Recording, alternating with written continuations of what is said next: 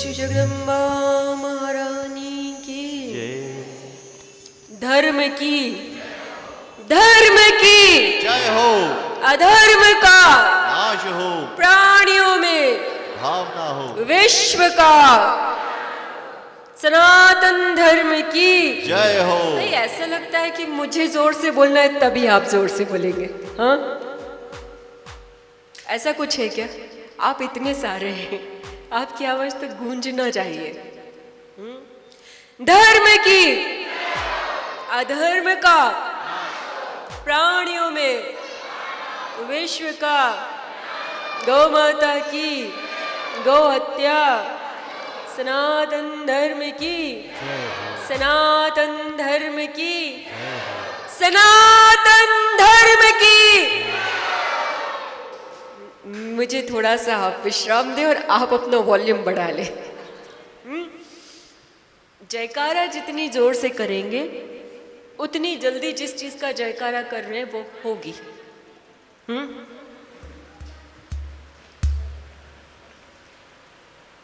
इस दिव्य स्थान झरनेश्वर महादेव मंदिर के प्रांगण में शंकराचार्य जी के मठ में हम लोग ये सुंदर कथा का अमृत वचन का लाभ ले रहे हैं। वैसे देवी भागवत की पूजा विधान के अंदर ये इस बात का भी वर्णन आता है कि श्रद्धा से जो इस कथा को सुनता है उसका भगवती कल्याण करती है, जो अश्रद्धा से सुनता है उसे दोष लगता है, वो नाना प्रकार की निम्न योनियों में जाता है, जैसे जल जीव बन जाना, सूकर बन जाना आदि। इसलिए पूर्ण श्रद्धा और भक्ति भाव के साथ इस कथा का रसपान करें। कल तक हमने जितने प्रसंग आपको सुनाए उन प्रसंगों के अंत में ये लिखा गया है कि जो इन प्रसंगों को सुनता है उनके नाना प्रकार के पाप नष्ट हो जाते हैं, उनका पाप भस्म हो जाता है और उन्हें सुख की अनुभूति होती है। और संगीत साथियों का भी बहुत, भैया लोगों का धन्यवाद, बहुत अच्छे से आप लोग भी कर रहे हैं पिकअप। अचानक यहाँ पर इन लोगों से भी भेंट हुई है, लेकिन फिर भी बहुत अच्छा तालमेल है। भगवती इनको भी इसी तरह अपनी सेवा में लगाए रखें।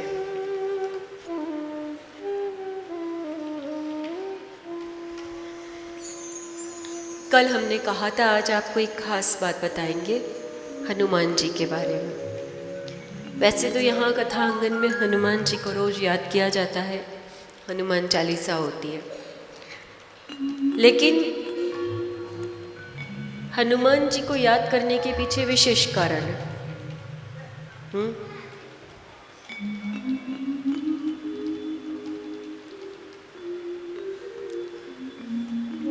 क्योंकि ये डिपार्टमेंट हनुमान जी का है कि कौन कथा को कितनी श्रद्धा से सुन रहा है। जैसे ही कहीं कोई शुभ संकल्प होता है हनुमान जी की ड्यूटी लग जाती है। हनुमान जी को ये काम दिया गया है भगवती के दरबार के, वो वजीर है, माँ भगवती के दरबार के हनुमान जी वजीर हैं।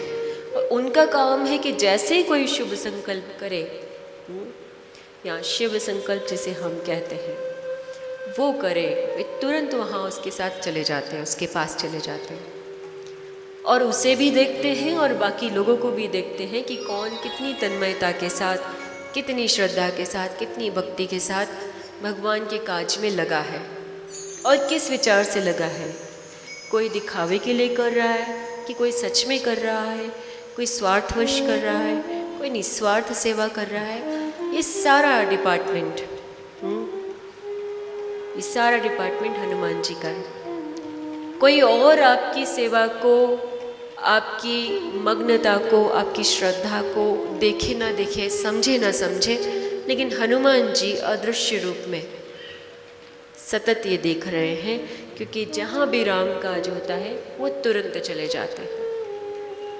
किसी भी प्रकार का सत्संग कथा होती है तो कथा की तो जो ध्वजा होती है, पताका होती है, धर्म की पताका जो होती है, धर्म की पताका पर तो हनुमान जी ही विराजते हैं। तो इसके लिए आप सब किस श्रद्धा से, कितनी तन्मयता से सुन रहे हैं, ये इसका डिपार्टमेंट, इसकी नोटिस, इसका चेक इसकी देखभाल हनुमान जी के पास है। तो हिसाब वो ही देंगे भगवान को और भगवान फल देंगे या भगवती फल देंगी। क्योंकि इसमें लिखा है कि शास्त्र में कि जो सुनेगा उसका कल्याण होगा, लेकिन कैसे होगा और कितना होगा ये हनुमान जी जैसी रिपोर्ट दे देंगे बना के वैसे होगा। तो यहाँ पर कोई और जज नहीं है, डायरेक्ट हनुमान जी है। तो अब आप लोग बिल्कुल सोच लें कि कौन सी जगह पर है और किसके सुपरविज़न में है। उस हिसाब से, उस भाव से, उस श्रद्धा से अपनी भक्ति को और गहरा करें। जैसे किसी के पास 1,00,000 रुपया हो तो सोचता है मैं और करोड़ों कमा लूँ, तो वैसे ही आप में भक्ति है इसलिए आप यहाँ आ गए, लेकिन उसको और गहरा करें अब क्योंकि अब आप कथा आंगन में आ गए, कथा प्रांगण में आ गए। यदि कोई इस कार्य में छल कपट करता है, किसी के साथ किसी को कष्ट पहुंचा रहा है, कुछ दुख पहुंचा रहा है, तो निश्चिंत रहे, तो सब सुपरवाइज हो रहा है, सब सुपरवाइज हो रहा है। शायद 1-2 दिन पहले ही कोई माता जी कह रही थी कि उनको कुछ दिक्कत होती है। तो ये कोई दिक्कत हो, कुछ हो, आने में, पहुंचने में, कामकाज में, किसी भी प्रकार से कोई आपको 4 बात कह रहा है तो निश्चिंत रहे, कोई और देखे ना देखे, कोई और सुने ना सुने, आपका हाल भगवती तक पहुंचाने के लिए हनुमान जी हैं। वो देख रहे हैं, वो सुन रहे हैं। हमने पहले भी कहा था कथा बहुत आपको आत्मविश्वास से भर देती है। आप अकेले रह ही नहीं सकते। अकेला रहना किसी को अच्छा नहीं लगता है। परिवार ना हो, कुछ ना हो तो कैसे अच्छा लगेगा। तो अकेले तो है ही नहीं। कई बार परिवार हो के भी नहीं होता है और भगवान नहीं होकर हर पल साथ होते हैं, ध्यान रखना। जैसे कल हमने देखा कि ब्रह्मा जी उत्पन्न कहाँ से हुए, नारायण के भीतर से। जब नारायण ने नहीं सुनी तो कहाँ गए, भगवान के पास गए। यानी एक तरह से देखा जाए तो उनके ब्रह्मा जी के पिताजी जो है वो नारायण हो गए, देखा जाए तो कि उनमें से उत्पन्न हुए। आप में से आपकी संतान उत्पन्न होती तो आप माता पिता हो जाते हैं, ठीक उस प्रकार। लेकिन जब वहाँ पर भी नहीं सुनवाई हुई तो कहाँ गए, भगवती के पास।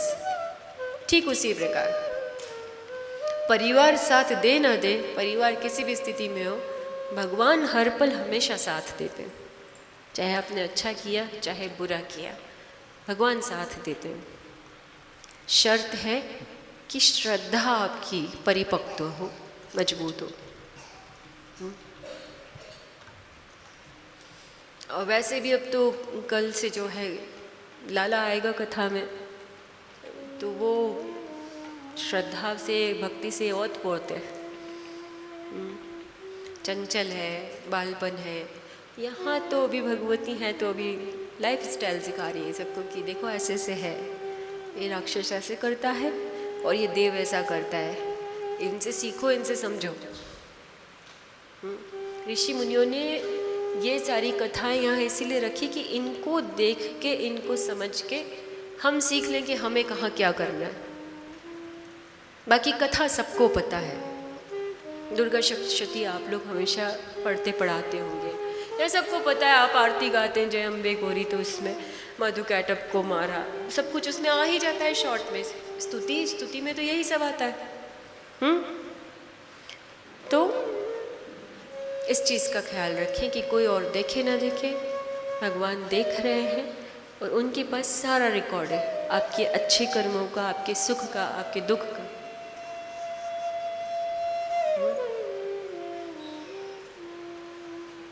कौन आपको कितनी तकलीफ दे रहा है और कौन आपको कितना आराम दे रहा है, वो सब जानते हैं।